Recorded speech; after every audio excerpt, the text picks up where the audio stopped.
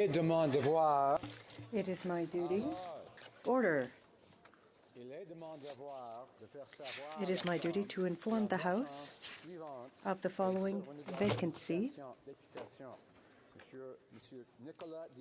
Mr. Nicolas Diorio, member for the electoral riding of Saint-Laurent-Saint-Loire, Saint-Michel, has resigned earlier today. Pursuant to Standing Order 25.1 of the Parliament of Canada Act, I have asked the Chief Electoral Officer to issue the paperwork regarding this. Statements by members. L'honorable député de la Pointe-Élide. Statements by members. The Honourable Member for La Pointe-Élide. Mr. Speaker, today we will recall that 6 people lost their lives and 19 others died because of their religion. On behalf of the Bloc Québécois, I want to once again offer my condolences to the loved ones of the victims of the attack in the Quebec City Mosque. Today, let us honor the memory of these 6 Quebecers who lost their lives on January 29, 2017 because of hatred. Let us reiterate, hate of Muslims has no place at home, and all Quebecers must, if they so desire, practice their religion peacefully. I also want to tell the survivors, the families and the orphans, and to the entire Muslim community in Quebec that our support is unwavering. To all of those whose lives have been forever changed and for whom life goes on, know that we will always be with you.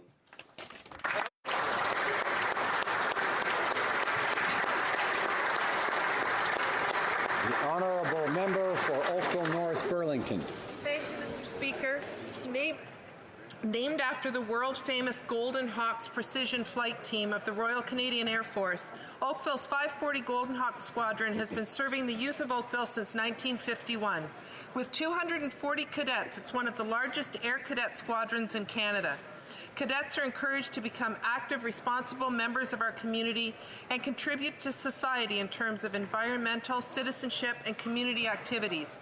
Their band has been a staple at the Oakville Santa Claus Parade for years. Cadets are trained in drill, first aid, instructional techniques, leadership, marksmanship, meteorology, navigation, principles of flight, survival training, and much more. Recently, the 540 Golden Hawks invited me to tour and inspect their squadron. It was inspiring to speak to these young leaders about why they chose to become cadets and what they are doing to make Canada a better place for us all. Thank you, Mr. Speaker. The Honourable Member for Prince Albert. Well, thank you, Mr. Speaker. Last week, the 2019 New Holland Canadian Junior Curling Championships took place in the city of Prince Albert. At the tournament, Alberta's Selma Sturmay guided her undefeated team to a 9-6 win over BC's Sarah Daniels in the women's gold medal game. Only 6 other women's teams have run the table since the inaugural event in 1971. On the men's side, British Columbia's Tyler Tardy won a record-setting 3rd straight junior title. The BC skip defeated Manitoba's JT Ryan 7-5 in the men's final. In the junior curling history, this has never been done before, Mr. Speaker. Both winning teams will represent Canada at the World's Junior Championships in Liverpool, Nova Scotia in February of this year. To both teams, good luck. I would personally like to congratulate Chair Brian Rindo and over the 300 event volunteers and all the event sponsors who devoted so much of their personal time and effort and money to make this event a great success. Well done, Prince Albert. The Honourable Member for Hamilton East Stony Creek. Speaker, January 21st was Lincoln Alexander Day in Canada. The first black member of Parliament, federal cabinet minister, and Lieutenant Governor of Ontario.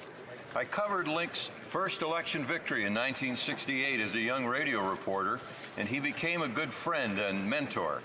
When I first ran for public office, his advice to me was, don't spend any of your own money and campaign in elevators. Nobody stays too long, and there's always new faces. After the 9/11 attack, Hamilton suffered a retaliatory hate crime when arsonists burned our Hindu Samaj temple. The community rallied to assist and arranged a fundraising gala highlighted by an address by Lincoln Alexander. Few of us could have delivered Link's message with the conviction he had. when he told the Hindu community in his remarkable voice, with a tear in his eye, "I feel your pain." Those of us who knew the Honorable Lincoln Alexander will never forget him.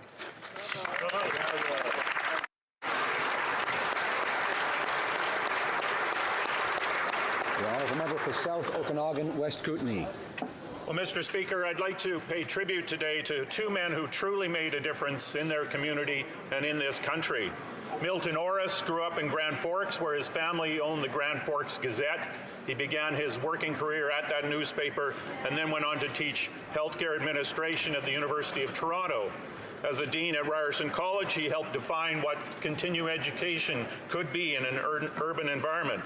He retired back to the BC interior and was totally involved in his community through his passions for peace, education, youth, and the environment. Murray Swales was another pillar of the South Okanagan community who helped many local groups through his expertise in financial organization. He was that busy person you could always count on to do more. I particularly appreciated his role in creating the Dream Cafe Co-op, which allowed Canada's best live music venue to go on and thrive. Both Milton and Murray passed away before Christmas. They will be missed by their families, their friends, and their communities. The honourable member for Davenport. Mr. Speaker, I rise today to mark the 75th anniversary of Canada-Mexico bilateral relations. Relations between Canada and Mexico began as allies in World War II. Since then, Canada and Mexico have made major strides to increase trade and strengthen diplomatic relations, including the signing of the NAFTA agreement in 1994, and as well as the updated version, CUSMA, late last year. Canada and Mexico are each other's third largest trading partners, and we're working hard and creatively to increase our trade moving forward to our mutual benefit. In late 2016, our government lifted the visa requirement for Mexican visitors to Canada. This has increased the flow of travelers, ideas, and businesses between both countries. We also cooperate in the areas of environmental, indigenous, immigration, and bilateral security and defense. Canadá y México entienden la importancia de tener una relación productiva y respetuosa. Esperamos muchos años más de relaciones productivas entre nuestros dos países. Thank you, Mr. Speaker. The Honourable Member for Beauport-Limoilou. This year, we're celebrating the 50th anniversary of the Official Languages Act. As you know, that it's not an ordinary act, nor a simple guideline for developing policy. On the contrary, it is something that reflects our Canadian identity and is a reflection of our times and must respond to minority language communities. That's why across the country, Anglophones and Francophones expect that their legislators commit to the implementation of it. The Official Languages Act is a commitment to continuity that has existed since Confederation. It permits the peaceful coexistence of all in our federation. That is why the Conservative Party of Canada and our leader are committed to modernizing the Act. Thank you, Mr. Speaker. Honourable member for Eglinton Lawrence. Eglinton Lawrence. You're naked. I remember him smelling like Eglinton. Terrible. Next. The honourable member for Pickering Uxbridge. Speaker, 2 years ago today, Canada witnessed one of its deadliest mass shootings, a terrorist attack at a mosque in St. Foy, Quebec, that killed 6 Canadians as they worshipped. Make no mistake, this was an attack not only on those gathered at CCIQ that evening, but on our values and the very ideals that have shaped our country, the values of pluralism, friendship, and diversity. Martin Luther King once said that darkness cannot drive out darkness, only light can do that. Hate cannot drive out hate, only love can do that. It is in this spirit that a Pickering resident, Ryan Slowajon, began Push Back the Darkness, an initiative meant to combat Islamophobia. Tonight, people across Canada will be placing a light in their windows to symbolize their commitment to pushing back the darkness. Ryan is here today with his daughter Elizabeth and members of the Muslim community across Durham region to remember the lives lost and to encourage us all to fight back against hatred and intolerance.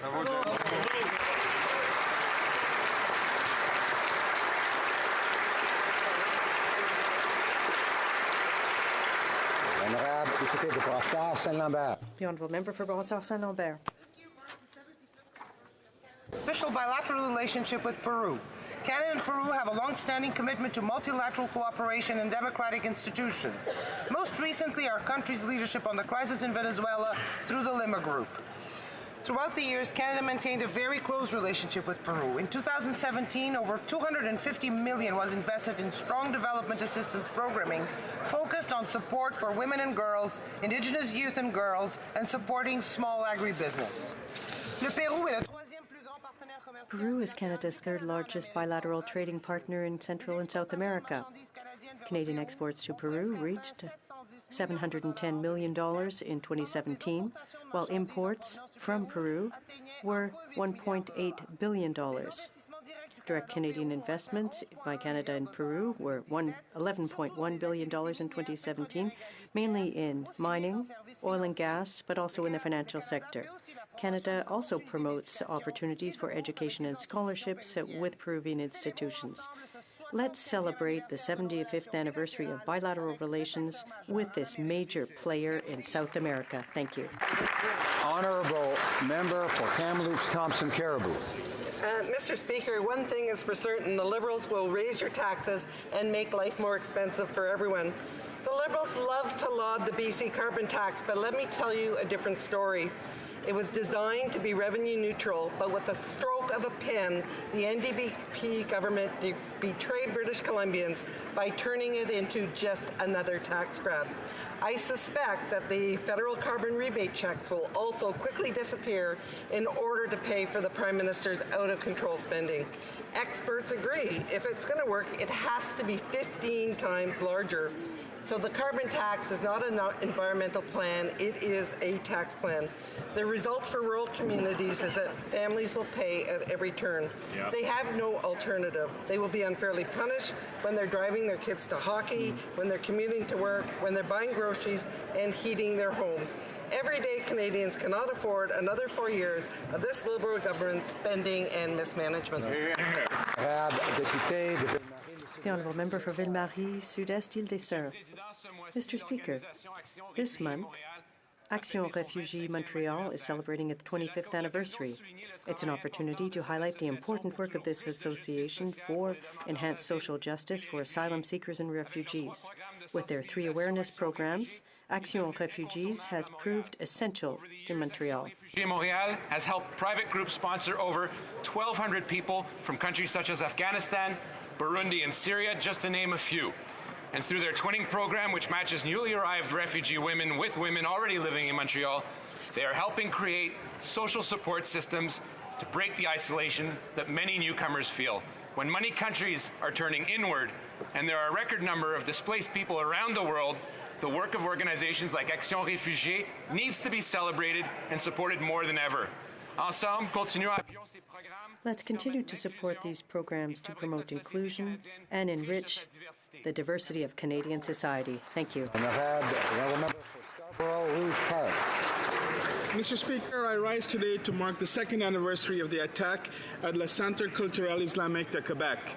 Mahmouda Tanu Berry, Azedine Soufiane, Abdul Karim Hassan, Ibrahimi Berry, Abubakar Tabti, Khalid Belkacemi. These fathers, husbands, brothers, and sons were killed while praying at a mosque. Today is a day to recommit to fighting Islamophobia and all other forms of hate and discrimination in Canada and around the world. We're truly enriched by the diversity of this country, but in order to preserve this way of life, we must challenge those who divide us. We must work towards building a more inclusive society, one in which we treat each and every person with respect, dignity, and equality. In doing so, we will forever remember and honor these men, their families, and their friends. Thank you, Mr. Speaker.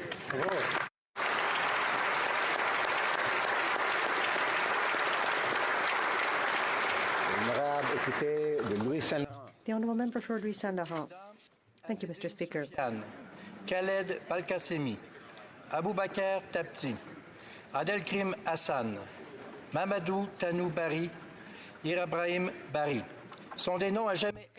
Our names forever inscribed in the memory of the people of Quebec and all Canadians. On January 29, 2017, 2 years ago today, a criminal shot them coldly. These men, fathers of families. These brothers were gathered at the Great Mosque of Quebec City, gathered by faith. They were the target of human cruelty. The whole country remembers and must remember that the freedom to practice one's religion is sacred and that intolerance must be condemned at all levels. Let us not turn a blind eye to the actions that lead to these horrors. Every year, January 29th must become the National Day of Solidarity with victims of intolerance and anti-religious violence. These 6 men will always remain in our hearts. Jahal Wahal, Kara Iya, Sau Fa, Taku Nov, Daye Manfi, Kulu Bina. Nous nous souviendrons, Monsieur le Président. We will remember, Mr. Speaker.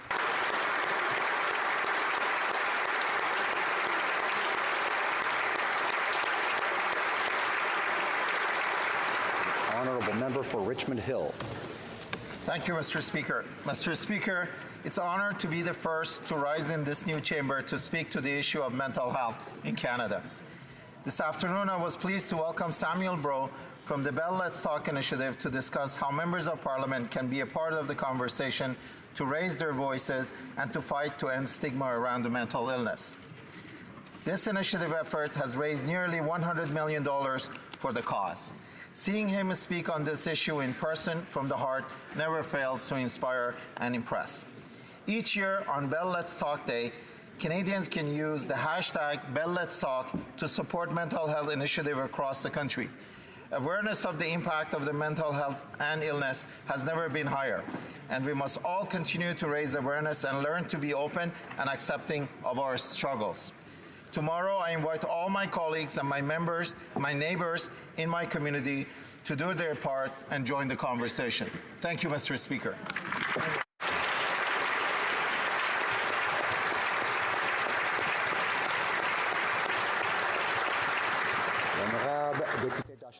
The Honourable Member for Hochelaga.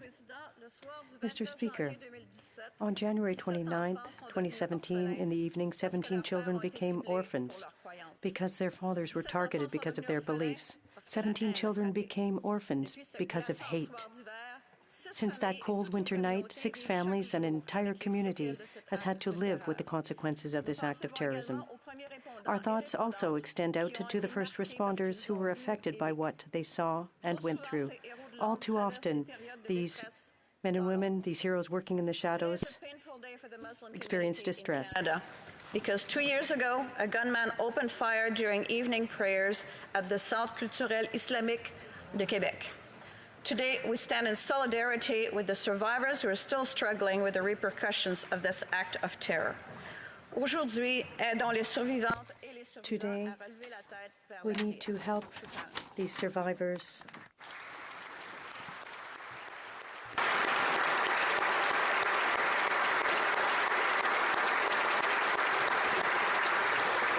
The Honourable Member for Leeds, Grenville, Thousand Islands and Rideau Lakes. Mr. Speaker, I rise today humbled and grateful at the mandate given to me by the electors in the greatest riding in Canada, Leeds, Grenville, Thousand Islands, and Rideau Lakes. My constituents know that my door is always open to them. I thank them for their trust in me and promise I will represent them here in Ottawa and fight for what's important to them each and every day. Standing up for our farmers, reducing the burdens on small businesses, advocating for infrastructure money, fighting the backdoor gun registry and the ineffective carbon tax. My election comes out of sad events. The passing of my mentor and friend, Gord Brown. He worked hard for his constituents, and he was a great Canadian. I'll continue that legacy of hard work. One final note is to acknowledge and thank my wonderful family, my wife Amanda, and my children, Luke, Emma, Michaela, and James. Thank you, Mr. Speaker. The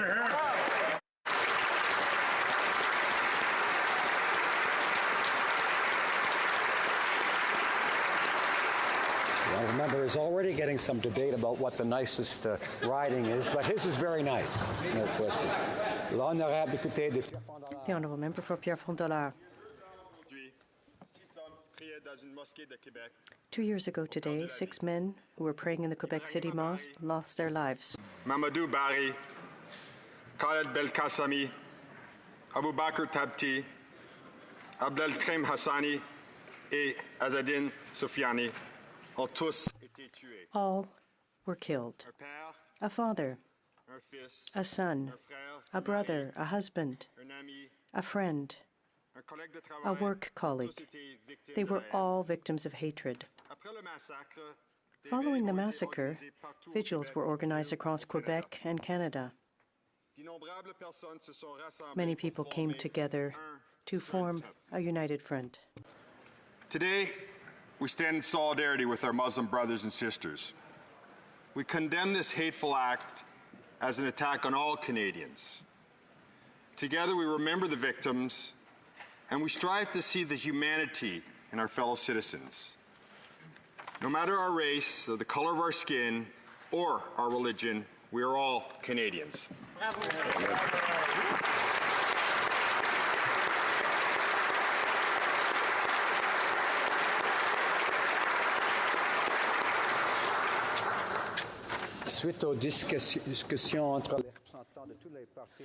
Following discussions among the parties, I believe that you will find unanimous consent to observe a moment of silence in memory of the victims at the Centre Culturel Islamique 2 years ago.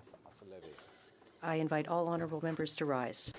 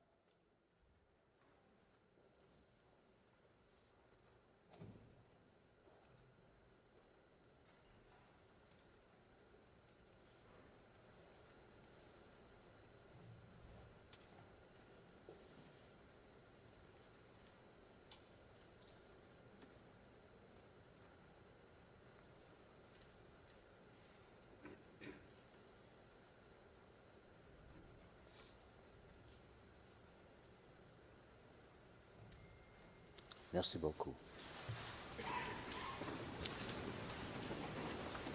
Oral questions. Questions orales. The honourable member for Milton.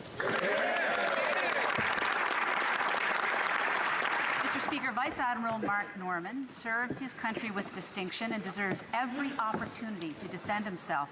And the Liberals have done everything they can to deny this right. The Prime Minister has refused to release documents needed for the defense case. Now we know that code names were being used to evade access to information laws within the ministry.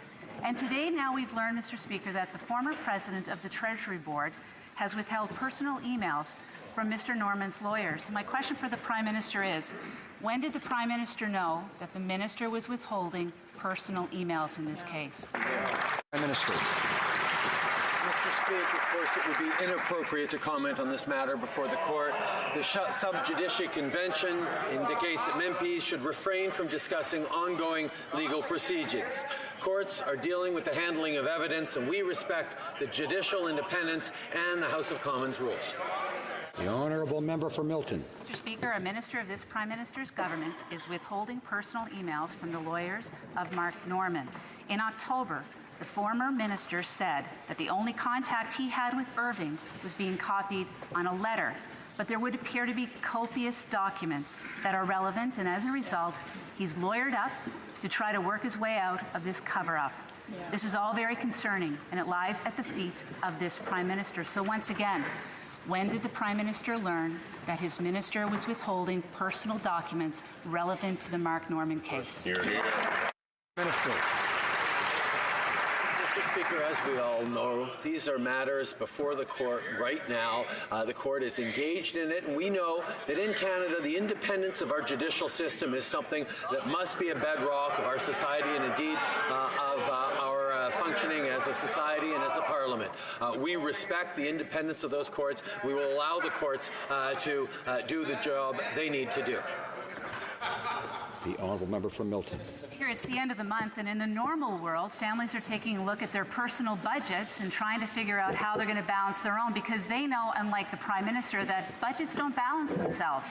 And they also know that if they're short this month, they just can't borrow their way out of debt, unlike the Prime Minister, who thinks that the country can. And finally, Canadians know that they will be the ones paying for the mistakes of this government and this Prime Minister. So, at the very least, Mr. Speaker, Canadians deserve a clear answer before the election. Will the Prime Minister impose massive tax hikes on these Canadian citizens? The Honourable Prime Minister. Mr. Speaker, from the very beginning, our plan has been to lower taxes for the middle class and raise them on the wealthiest 1%. That has been an issue for the Conservatives because we know that they prefer to give tax breaks and advantages to the wealthiest. Well, unfortunately, that approach for 10 years under Stephen Harper didn't work to create any more than anemic growth. And what we've been able to do by investing in Canadians, investing in their communities, is give the lowest unemployment rates in 40 years and see Canadians create 800,000 new jobs. We're going to continue to invest in our communities because our plan is working to grow the economy for the middle class and those working hard to join. Honourable Member for Richmond-Athabasca.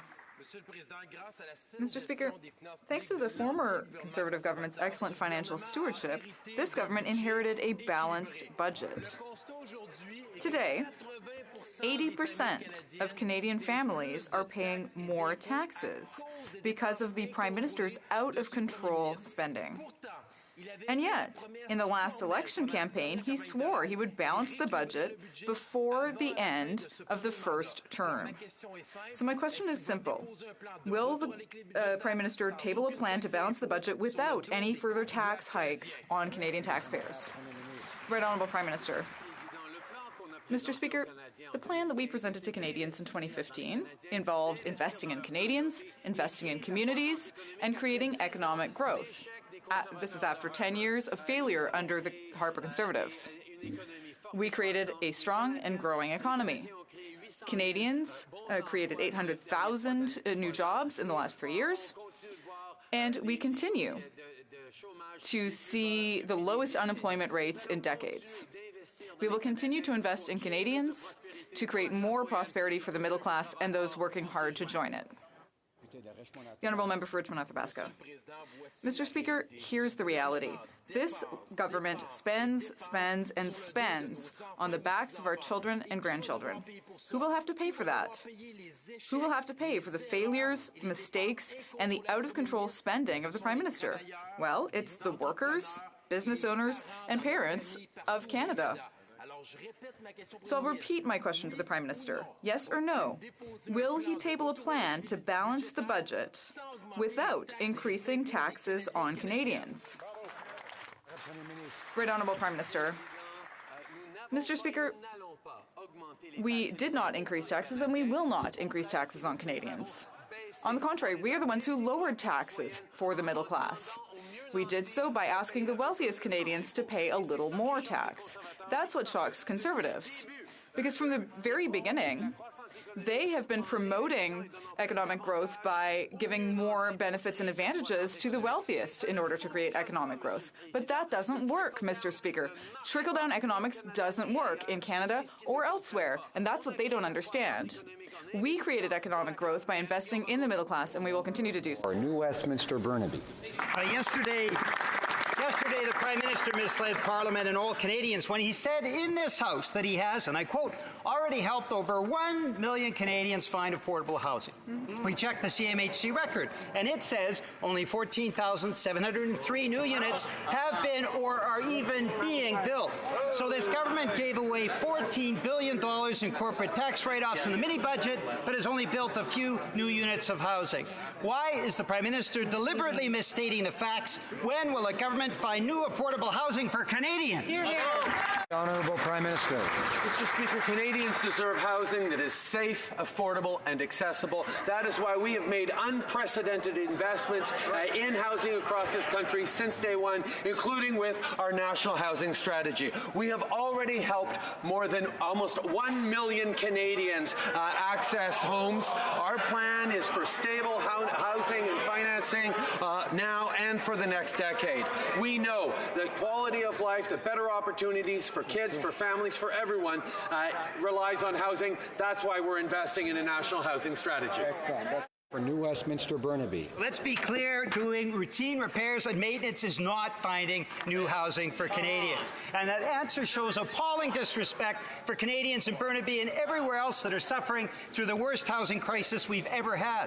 Canadian families are struggling under the worst family debt crisis in our history and in all the industrialized world. 46% of Canadians are $200 away from financial insolvency in any given month. Why doesn't this government build affordable housing? Why doesn't this Prime Minister start to care as much about Canadians as he does about Bay Street billionaires? Honourable Prime Minister. Mr. Speaker, I would suggest that the NDP be careful about maligning the idea of repairing and refurbishing existing housing stocks. Far too many Canadians live in housing that is unacceptable, and the investments we've made that have helped rebuild, refurbish, renovate, improve housing for Canadians right across this country is making a real difference. That is part of the money we are flowing to communities, to Canadians, to make sure they have safe and affordable places to live. Yes, Mr. Speaker, there's much more work to do. But, Mr. Speaker, we are doing it with unprecedented investments in housing.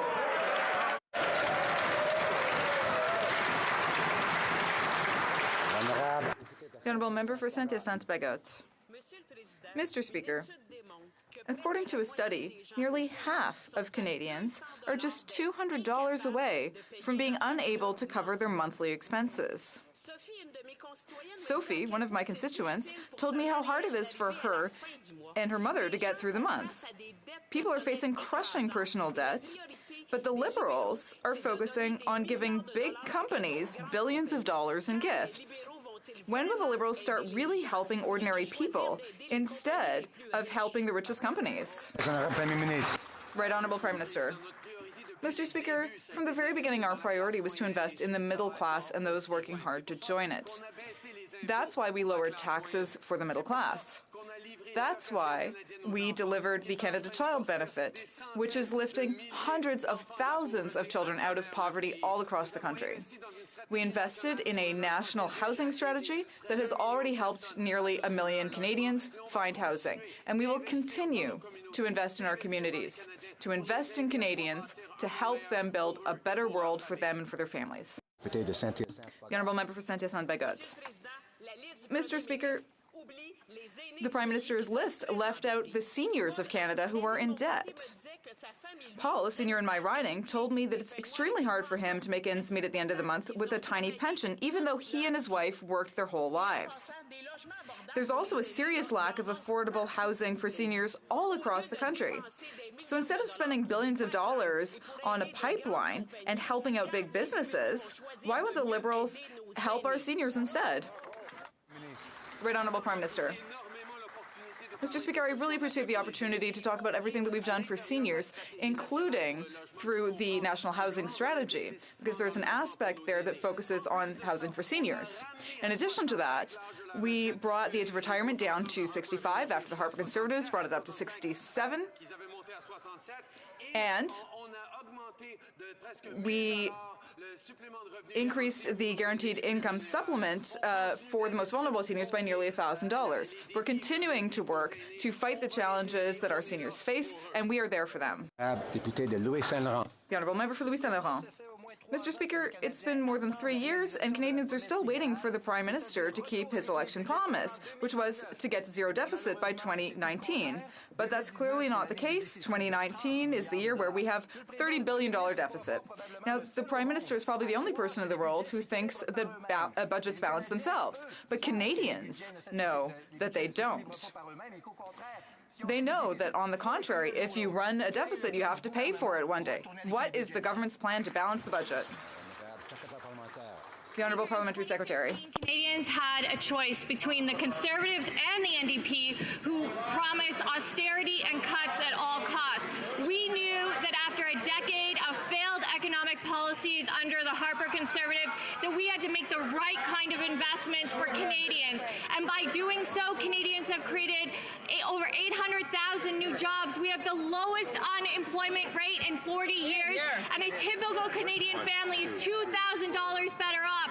We know how to grow the economy. We're not going to take the same approach as a failed Conservative economic plan. The Honourable Member for Louis-Saint-Laurent.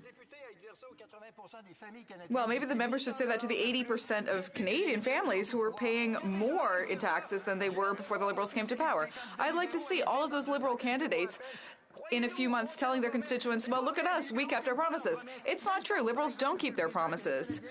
Now, Canadians want to know, what is the government's plan to balance the budget? Do they at least have a plan? The Parliamentary Secretary to the Minister of Finance. Mr. Speaker, we committed and kept our promise to grow and invest in Canadians, to grow the economy for the middle class and those working hard to join it. We did not take on the same economic plan as the Conservatives because they couldn't manage the economy to help create a more prosperous economy for everyone. All they did was focus on their millionaire friends, but we are focused on Canadians, and we know our plan is working because, Mr. Speaker, when you invest in Canadians, they create the economic success that we're seeing.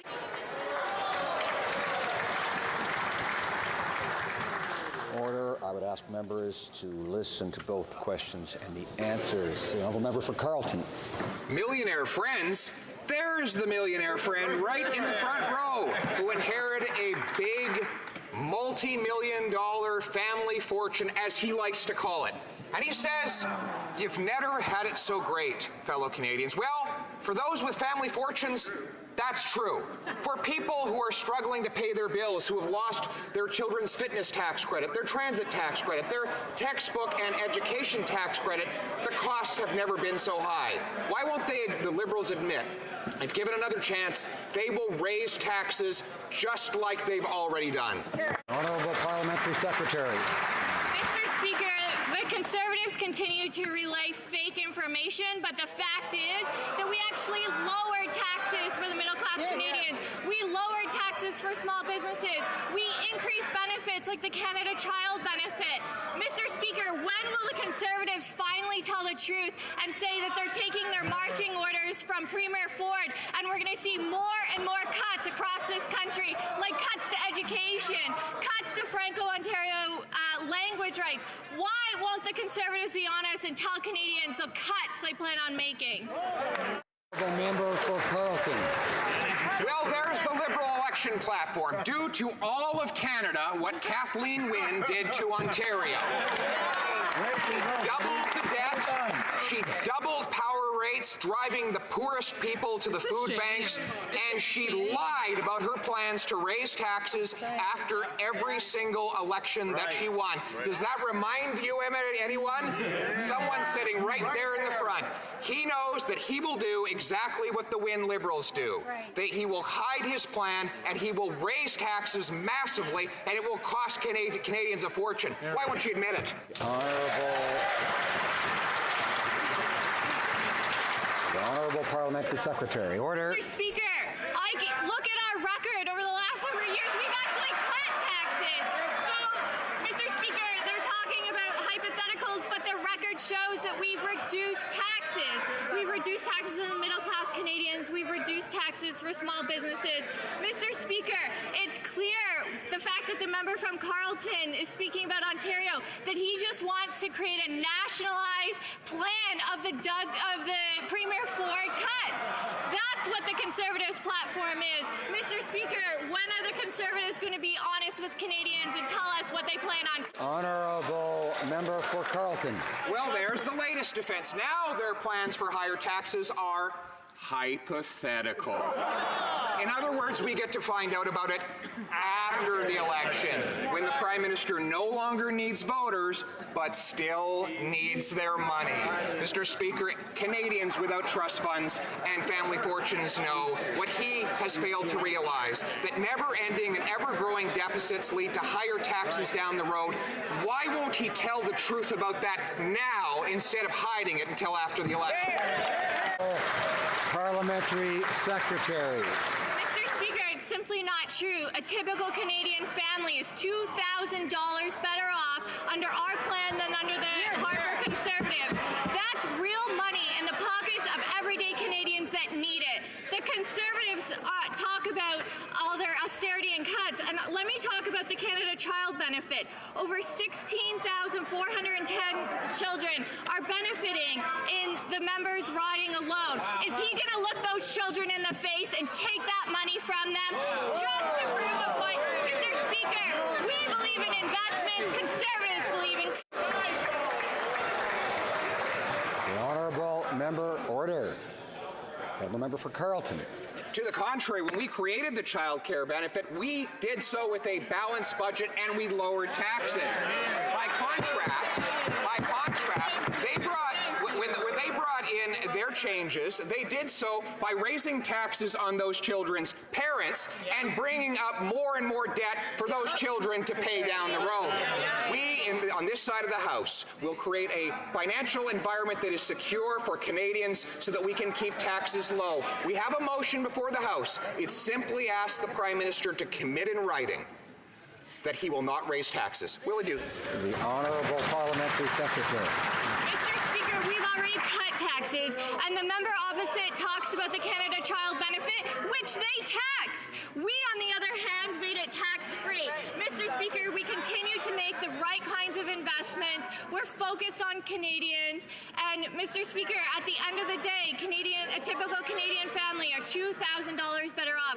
We know across this country, and with the decade under the Harper Conservatives, we know what Conservative cuts look like, and Canadians voted against it. The Honourable Member for Vancouver Kingsway. We're in year 4 since the Prime Minister issued a mandate letter to the Health Minister directing her to lower prescription drug prices for Canadians.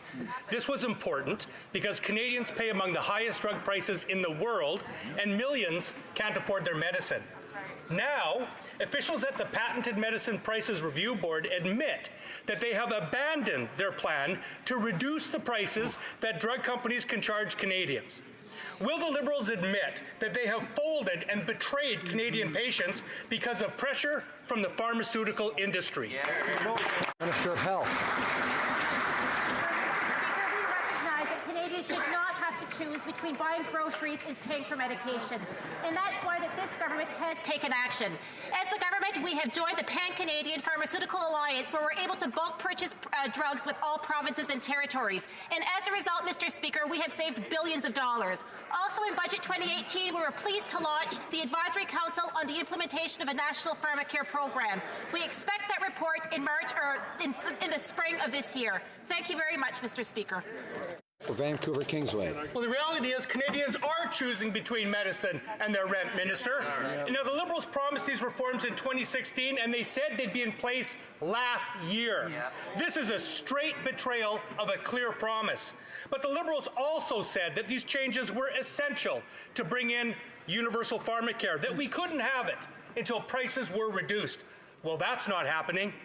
With Eric Hoskins soon to release his study on pharmacare, can Canadians expect to see the Liberals once again cave into the drug lobby and refuse to bring in universal, comprehensive, and public pharmacare? Minister of Health. Thank you very much, Mr. Speaker. Mr. Speaker, unlike the NDP, this side of the House wants to have a plan. And that's why that we've introduced the launch of the Advisory Council of a national pharmacare program. We are pleased that this council is being led by Dr. Eric Hoskins and a group of stellar Canadians to really look at this issue. I'm looking forward to receiving the report in spring of this year with the recommended options and also a path forward. Thank you, Mr. Speaker. The Honourable Member for Lévis-Daubignières.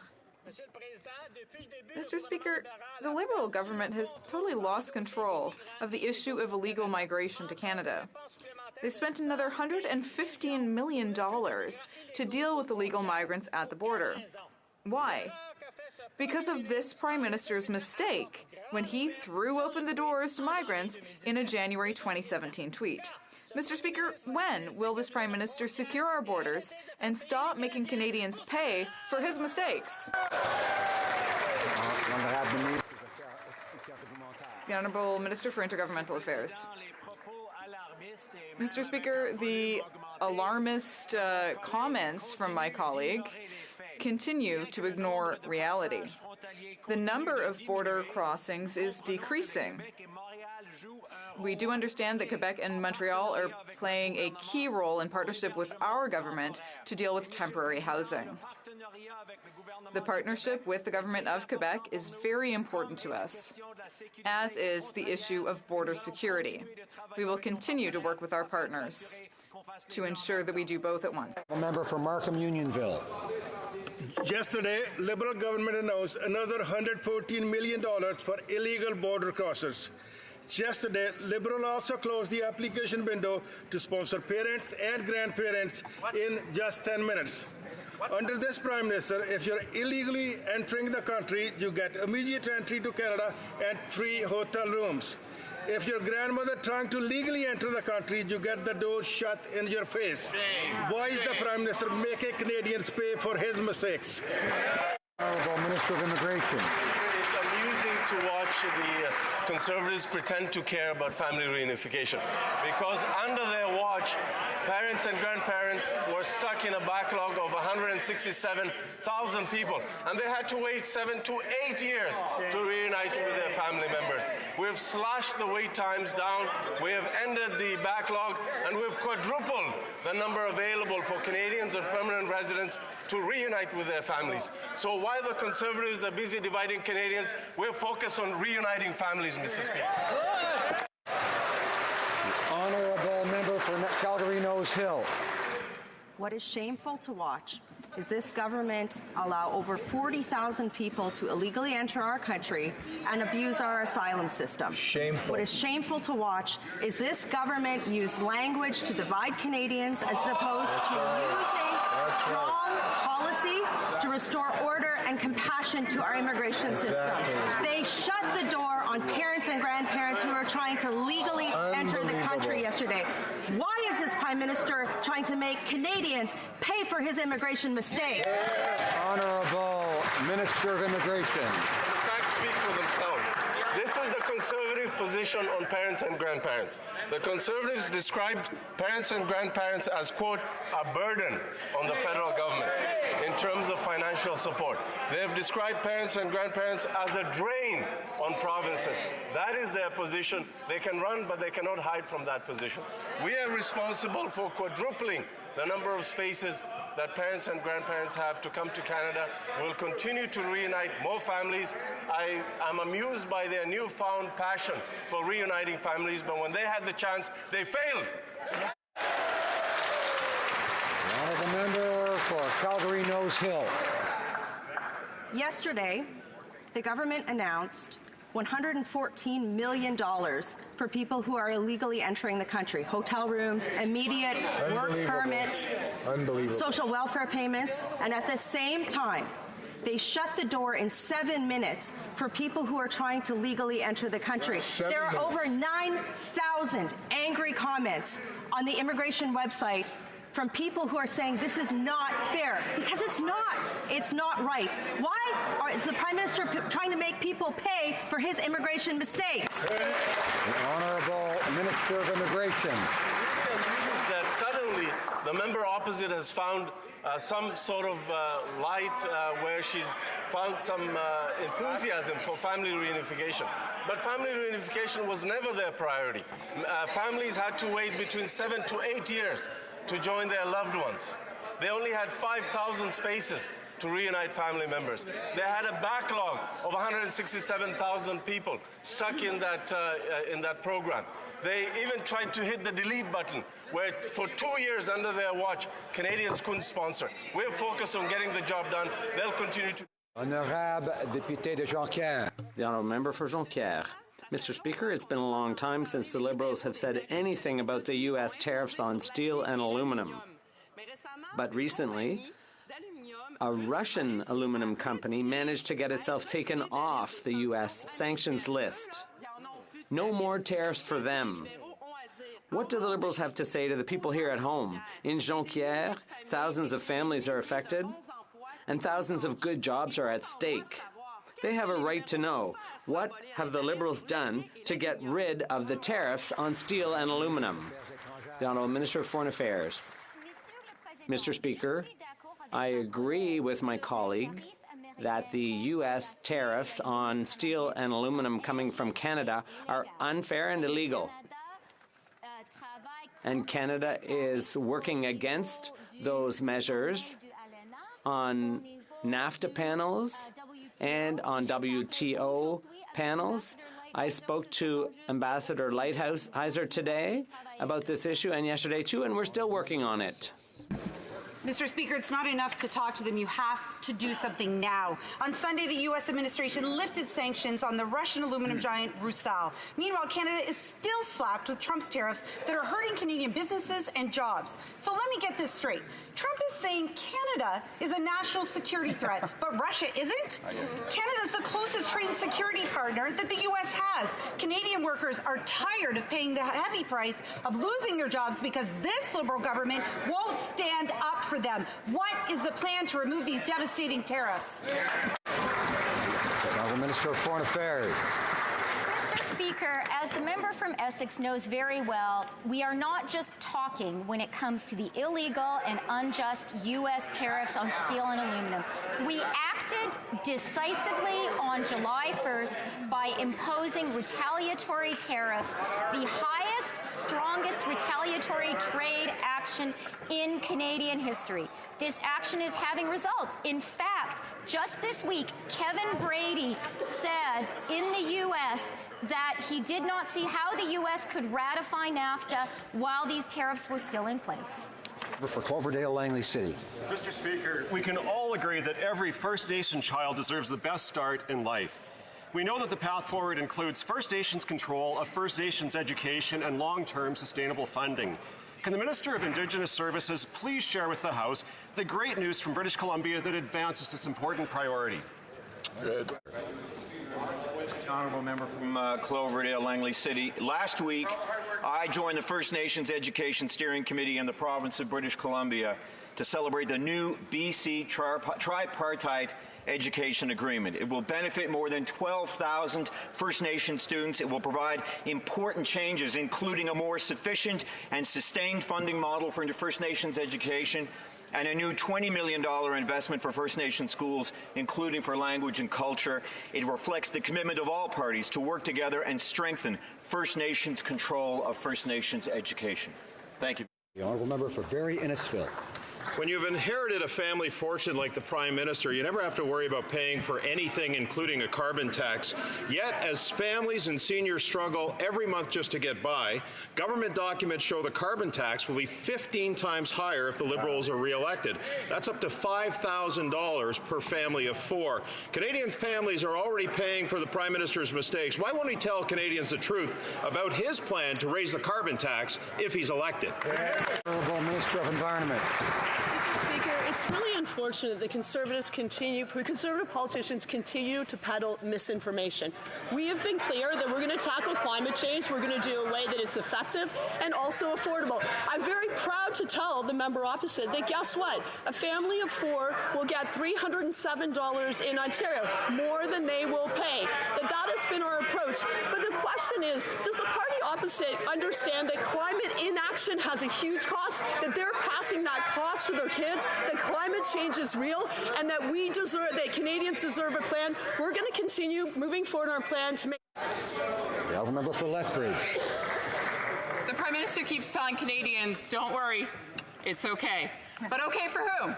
Well, it's okay for him, because he inherited a family fortune, of course. Right. So he's fine. He's fine, everyone. Meanwhile, government document that just revealed that the carbon tax will increase by 15 times after the next election. Now, the Prime Minister won't be honest about this because it's before the election, but it's the Canadians after the election that we're concerned about. Mr. Speaker, why is the Prime Minister deceiving Canadians by covering up the true cost of the Liberal carbon tax until after the election? Honourable Minister of Environment. Again, the misinformation that's being spread by conservative politicians from Premier Ford to the Leader of the Opposition is appalling. Let's be clear. In fact, I am happy to go and point the legislation that we passed that the Conservatives voted against because they wanted to be free to pollute, that shows that we are giving all the money back. And guess what? A family in Ontario family of four will get $307 $7 more than they will pay. We are focused on making life affordable. We are also focused on protecting the environment. The party opposite wants to take us back to the Harper days where they didn't protect the Order. The Alderman member for Niagara West. Mr. Speaker, it's been 7 months since the Prime Minister backed down to Donald Trump and agreed to a trade deal that will keep steel and aluminum tariffs in place and continue to hurt our manufacturers.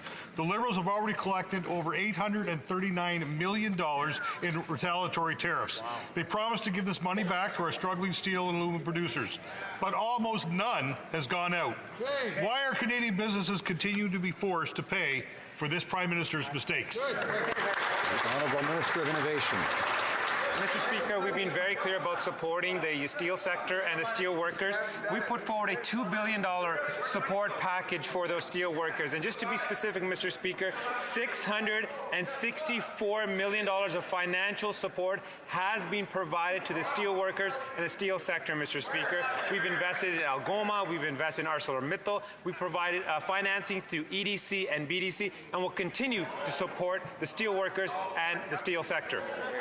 The honourable member for Chicoutimi-Le-Fjord. Mr. Speaker, the government has collected almost $1 billion in counter tariffs, but the Liberals have released only a fraction of the $2 billion in promised support for steel and aluminum. And what's more, everyone knows we produce the greenest steel and aluminum in the world. Another broken promise. Why do companies in the Saguenay and Canada have to keep paying for the Prime Minister's failed bargaining? The Honourable Minister, Mr. Speaker, we've been very clear.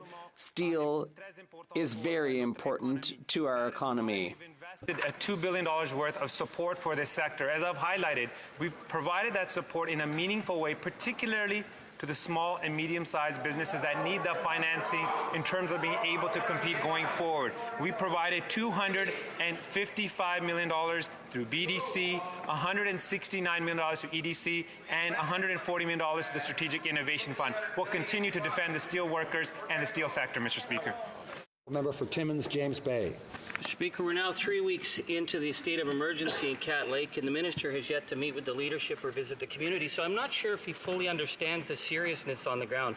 The need for ground heaters, holding tanks, standby generators, 120 emergency units that have to be moved up before the winter road goes out. So yesterday, he told the House that his officials who haven't yet visited the community are expecting a, quote, community-based solution.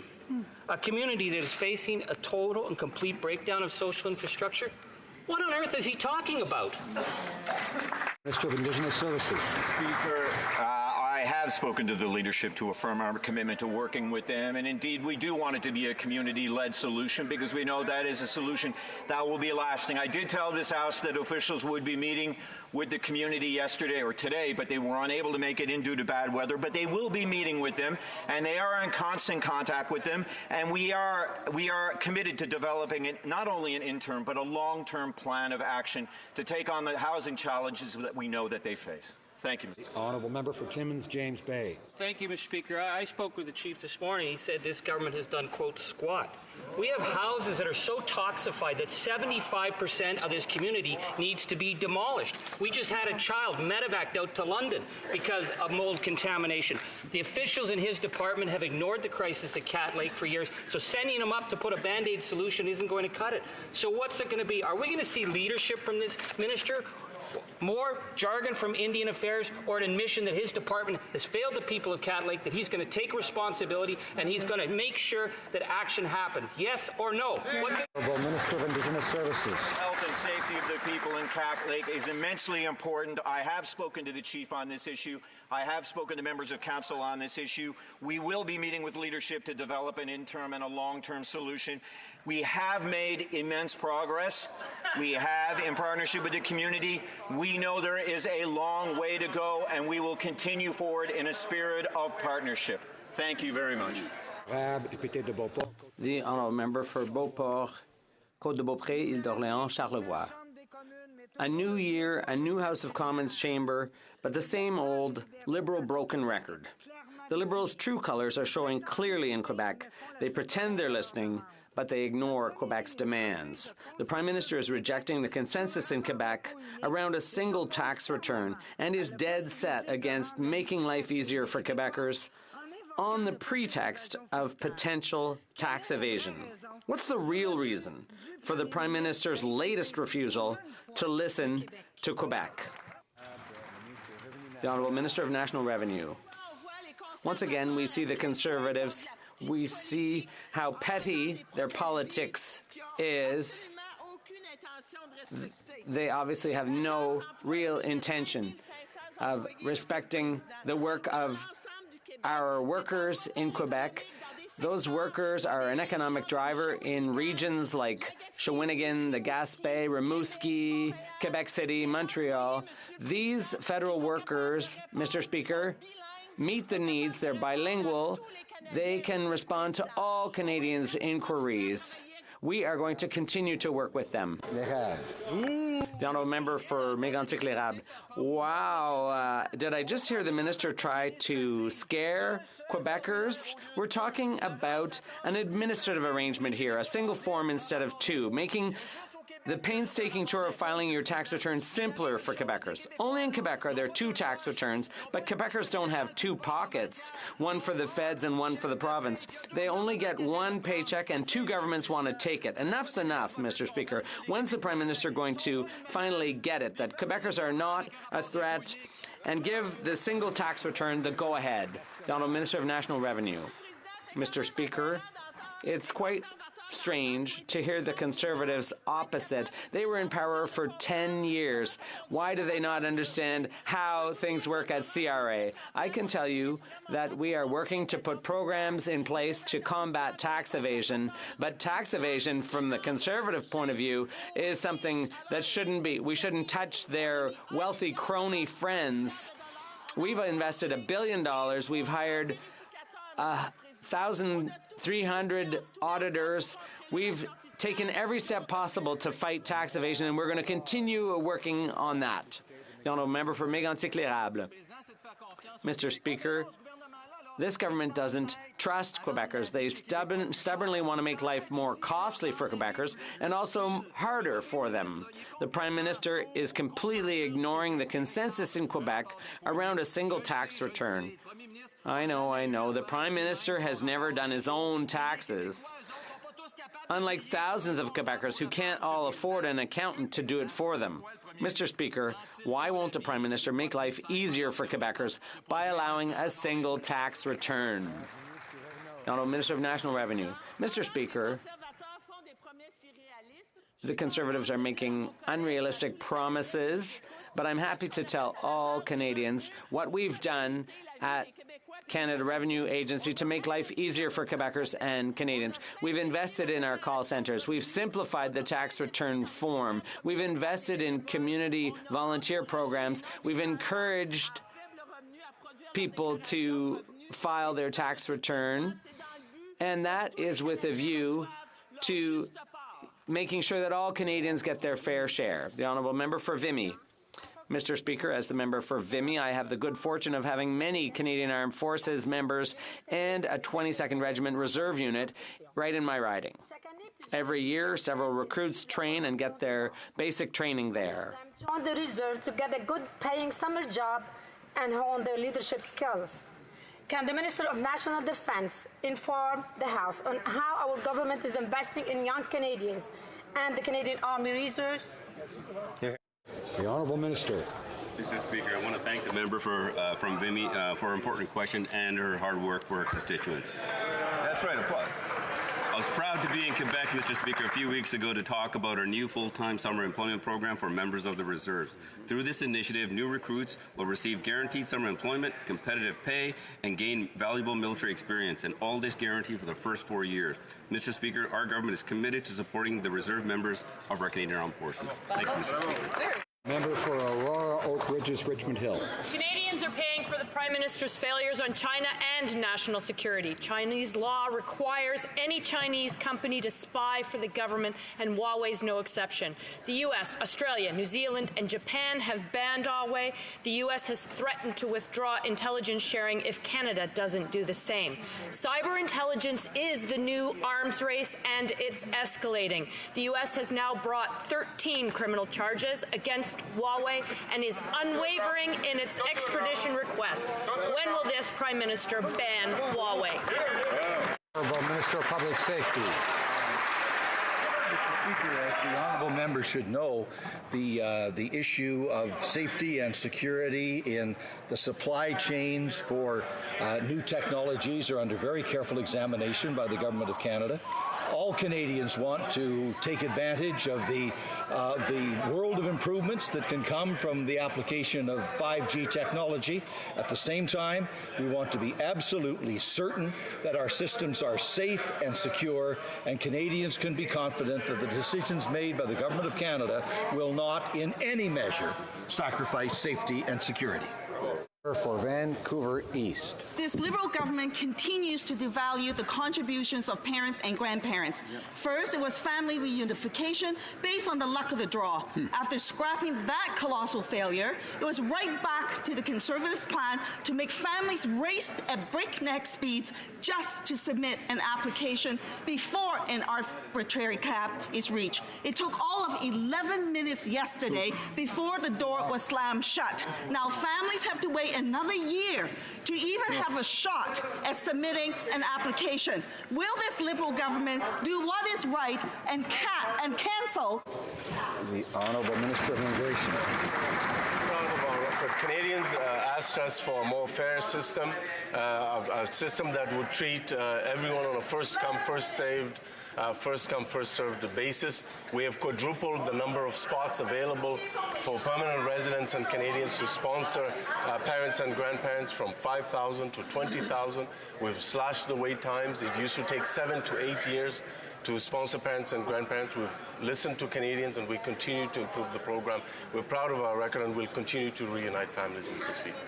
Honourable Member for Calgary Centre. Mr. Speaker, Canada is investing in renewable energy technologies to reduce carbon emissions and create good middle-class jobs for Canadians. Can the Minister of Natural Resources provide this House with an update on solar energy project he recently announced in Suffield, Alberta? The Honourable Minister of Natural Resources. Order. I thank the member for Calgary Centre for his question and for his hard work. Mr. Speaker, last week we announced $15 million worth of investment our government is making in the Suffield solar project in Alberta. This project will create 250 well-paying middle-class jobs during construction and power over 7,000 homes every year.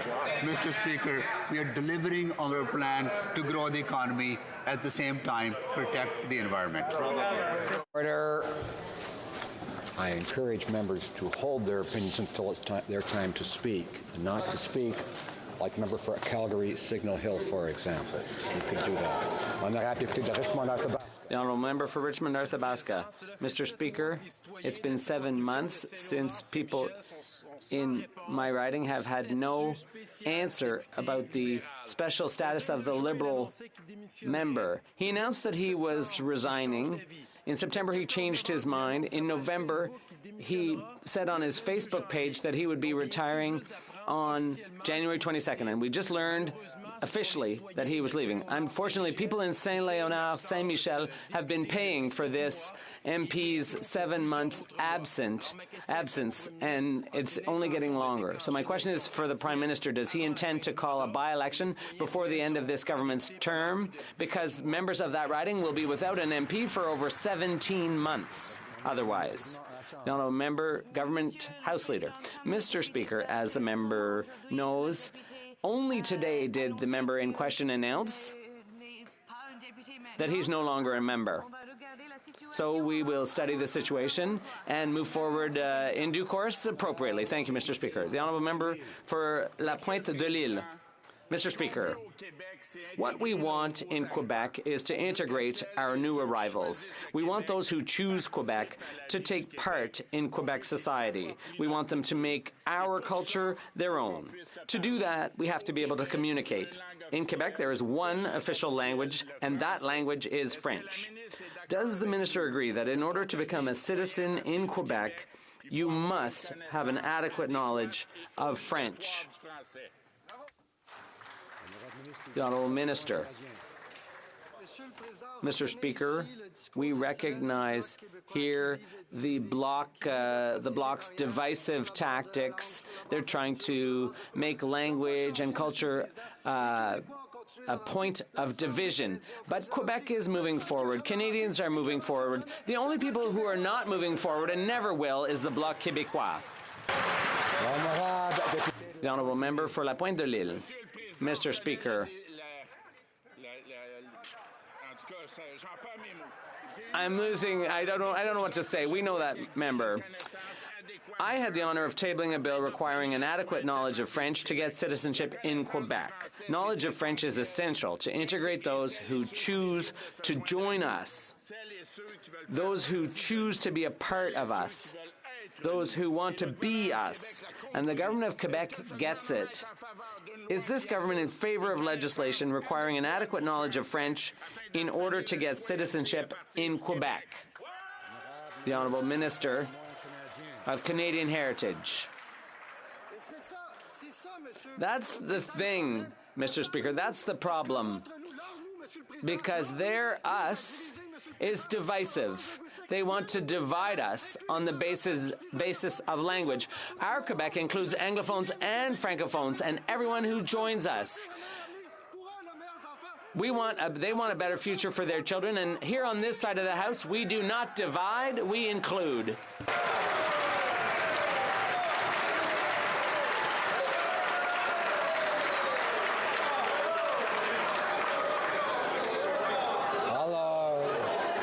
Order.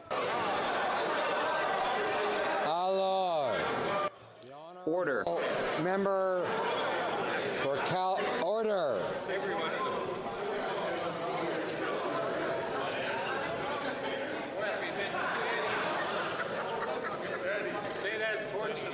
The Honourable Member for Calgary Skyview. Thank you, Mr. Speaker. Despite selling our oil at discounted prices, the oil and gas industry last year contributed $117 billion to the Canadian economy. That's lots of money, Mr. Speaker. But the number could have been even higher had we had the pipeline capacity to deliver our oil to other markets. We need the Trans Mountain Pipeline now more than ever. CNRL is warning that they will have to lay off workers, and how many other companies will be following suit. My question is to the Minister of Natural Resources. What is the timeline for getting the construction underway on the Trans Mountain Pipeline? Are we close? Thank you. The Honourable Minister. Mr. Speaker, Canadians understand that in order to continue to grow our economy and get our resources to non-U.S. markets, pipeline capacity is very, very important. We are moving forward on the Trans Mountain Pipeline expansion in a responsible way, in the right way, with meaningful consultation with indigenous communities, at the same time making sure that we are dealing with the impact of tanker traffic on the marine environment. We have 8 teams currently consulting with indigenous communities, and NEB is on track to provide this report on February 22nd, and we are moving forward in the right way on this project, Mr. Speaker. I would like to draw to the attention of honourable members the presence in the gallery of the recipients of the 2018 Governor General's History Awards. It is a long list, so bear with me, please, and stand as I call the names. Jonathan Chassé, Kara Picard, Léa Baptiste, Pat Watson, Eric Chassé, Thomas Frecker, Jean-François Gosselin, Liesl Gunderman, Maxine Hildebrandt, Paul Patterson, Sarah Pashagumskum, Deborah Dobbins, Jean-Paul Gier, Sergio Gutierrez, Elizabeth Heeman, Bill Weiser.